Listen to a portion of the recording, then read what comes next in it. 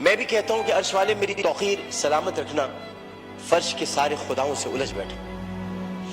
میں صرف اتنا بتانا چاہتا ہوں کہ بہت پہلے کی بات ہے، اب وہاں پر جبل عمر ہے، اور جبل عمر پر وہاں اب ایک ہوٹل تعمیر ہو رہا ہے، سعودی عرب کا وہ علاقہ ہے۔ ایک آدمی رسول کریم صلی اللہ علیہ وآلہ وسلم کے پاس آیا، اس نے آ کر کہا کہ یا رسول اللہ، مجھ سے بہت بڑا گناہ ہو گیا۔ تو آپ نے فرمایا کب ہوا؟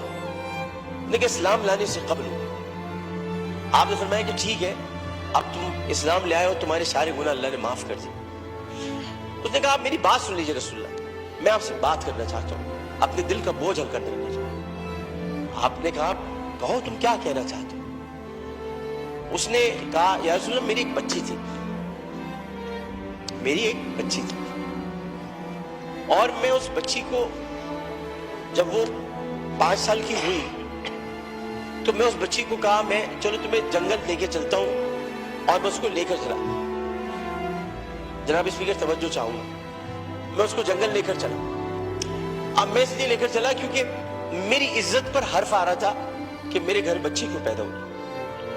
نبی کریم بہت غور سے سن رہے تھے، صحیح بخاری اور صحیح مسلم میں اس حدیث کو بیان کیا، ترمذی شریف میں بہت تفصیل کے ساتھ۔ تو انہوں نے بہت توجہ سے سنا اور کہنے لگا، میں جنگل میں لے کے گیا، پھر میں نے ایک گڑھا کھودا۔ گڑھا کھودنے کے بعد میں نے بچی سے کہا اس میں لیٹ جاؤ۔ اچھا جب میں گڑھا کھود رہا تھا تو یا رسول اللہ مجھے ایک بات یاد آئی کہ وہ کھودتے کھودتے مجھے پسینہ آنے لگا، تو اس نے اپنے چھوٹی سی چادر سے میرا پسینہ بھی صاف کیا، اور اس کے بعد میں نے اس بچی کو گڑھے میں ڈال دیا، اور پھر میں نے مٹی ڈالی جو عربی میں اسے مجھ سے کہا، ترجمہ آپ کے سامنے پیش کروں، بابا بابا میں مر جاؤں گی بابا، اور میں نے اس کو مار دیا۔ بہت دیر تک خاموشی حجر رسول میں رہی۔ اس نے دیکھا تو رسول کریم صلی اللہ علیہ وسلم رو رہے تھے۔ خاتم النبیین، سید المرسلین، شفیع المذنبین، انیس الغریبین، رحمت للعالمین، راحت العاشقین، مراد المشتاقین، شمس العارفین، سراج السالکین، مصباح المقربین، محب الفقراء والغرباء والیتام والمساکین۔ ہمیں سکھاتے ہو، ہمیں سکھاتے ہو، ہم تو ختم نبوت کے محافظ، ہمیں سکھاتے ہو۔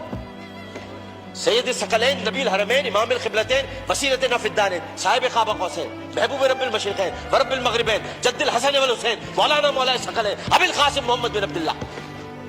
پر درمیان میں نہ بولو، حدیث کے درمیان نہیں بولو۔ اس کے بعد نبی کریم صلی اللہ علیہ وسلم نے یہ کیا کہ ان کے زار و قطار آنسو بہنے لگے، اور انہوں نے کہا کہ قسم اس پروردگار کی جس کے قبضے میں محمد کی جان ہے صلی اللہ علیہ وسلم، اگر تو اسلام نہ لاتا تو میں تجھے سر عام سب کے سامنے تیری گردن اڑاتا۔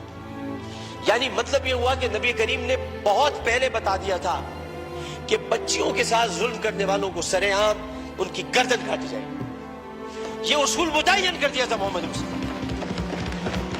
یہ سزا متعین کر دی۔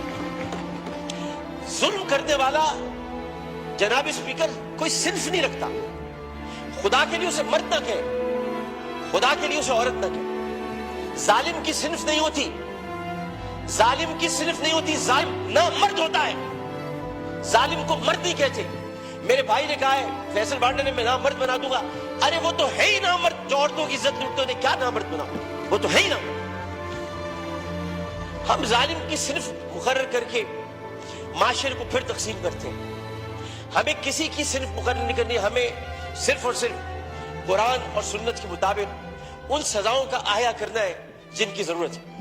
بحث ہمیں یہ کرنی ہے کہ انسانیت کی تزلیل ہوئی، بحث ہمیں یہ کرنی ہے کہ ہم کیا کر رہے ہیں، بحث ہمیں یہ کرنی ہے کہ اگر ہم ریاست مدینہ کے دعوے دار ہیں تو ریاست مدینہ میں اگر ایسا واقعہ ہوتا تو ہم کیا کرتے۔ ہمیں یہ کرنا ہے، ہمیں قانون سازی کرنی ہے، ہمیں اسمبلی میں بیٹھ کر اس معاملے کو مل جل کر حل کرنا ہے۔ جبکہ قرآن کہتا ہے ان الصفا والمروہ من شعائر اللہ، جب اللہ نے 2 پہاڑوں کو مروہ اور صفا کو عزت دے دی تو پھر ان کی عزت کیوں نہ اتاری جائے، جنہوں نے پہاڑوں کے نام پر عزت دینے والے پروردگار کی پیدا کی ہوئی مروہ کو بے عزتی کے ساتھ اس کی عصمت دری کی، ان کی عزت کیوں نہ اچھالی جائے، ان کی گردن کیوں نہ کاٹی جائے، ان کو سر عام پھانسی کیوں نہ دی جائے۔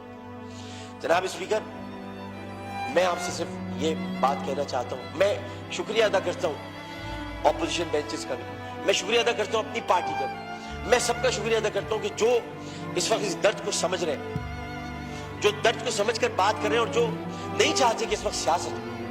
ہم میں سے کوئی نہیں چاہتے, اور جو ان باتوں پر سیاست کرے گا معذرت کے ساتھ, پھر وہ سیاست کر رہا ہے, عبادت نہیں کر رہا. وہ عبادت نہیں کر رہا.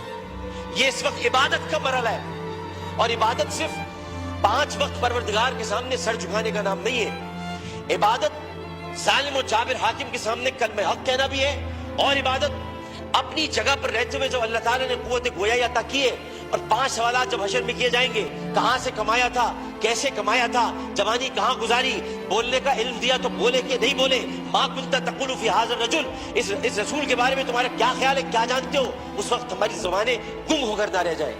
اس لیے ہمیں اپنی اپنی جگہ پر رہتے ہوئے اس کو عبادت سمجھ کر اپنا حق ادا کرنا ہے.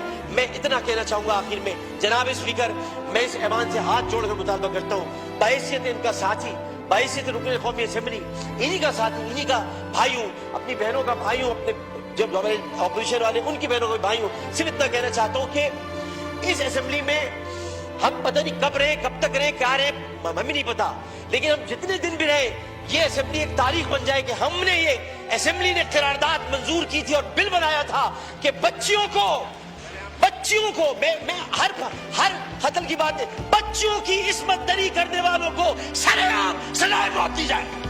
شکریہ جناب.